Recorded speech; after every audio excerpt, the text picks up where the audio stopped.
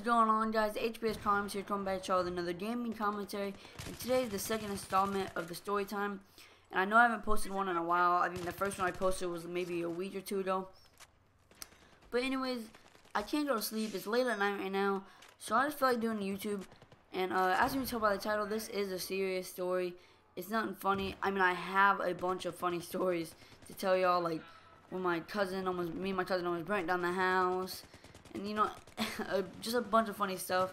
And when I broke my legs, well, I already said when I got stitches, but when I broke my legs and everything. But that's coming soon, so y'all just stay tuned for that. But basically, I want to give y'all some background information. My Aunt Kathy, she passed away about a year and a half ago, and this happened about 5 months ago.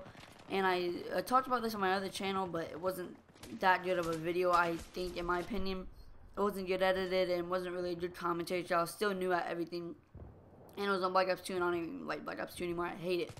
I would just post that video, but I want to make a fresh new video for this channel. So basically what happened is they were at a family reunion, my family and everything, and my mom and dad are divorced. So I was at my mom's. I didn't even know it was happening.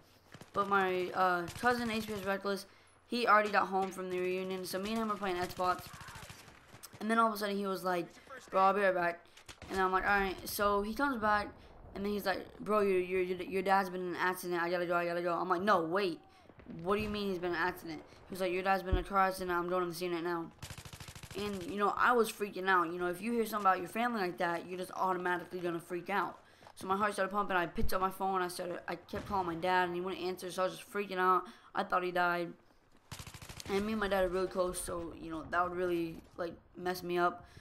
But anyways, so there was these two people on a bike, a motorcycle, a girl and a guy, and apparently they were drunk from the newspaper. That's what it said.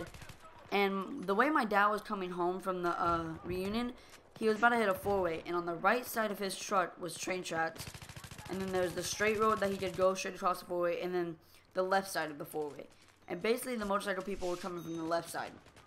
My dad was coming from the reunion, so he was coming down the middle. And I guess my dad was talking to his girlfriend. So a split second later, well, let me say this.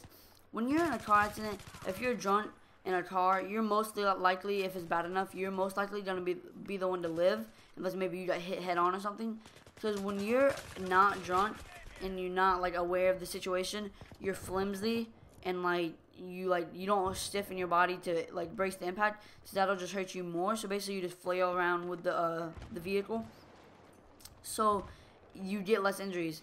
But my dad, he didn't stiffen up because they didn't know it was about to happen. Like, he turned his head to talk to his girlfriend, and a split second later, boom, just hit the motorcycle. And my dad was doing 40, going the speed limit, like 45, 50, and then they were going at least 70. So imagine the impact. And my dad had a big Ram truck, all lifted and everything. So just imagine that, those two speeds collided, and how big my dad's truck is. So basically, they were going across it, and my dad just hit him from the side, and apparently they flew. My dad's truck did like a 720, and then rolled on its side into a ditch. So my dad said that he had to break the window and then get out, and then he saw the two people over there face down dead. And yeah, that's pretty crazy to think about once I talk about it, but it is pretty crazy. And he saw him face down dead, so when he got his girlfriend out, he told him not to look over there, blah, blah, blah. So, after that, what sucked is they never had insurance. So, but it wasn't my dad's fault, though. They were drunk. But they would have died anyways, because they would have went and hit those train tracks. Going that fast, they would have flipped. So, they most likely would have been dead anyways. So, it wouldn't have technically been my dad's fault, but it wouldn't be his fault anyways, because they were drunk. And like I said, they don't have insurance. So my dad, he had to pay for his truck and everything. He had to pay to get stuff out of his truck. But now he's got a big F-250, all white, lifted up. So that's pretty good.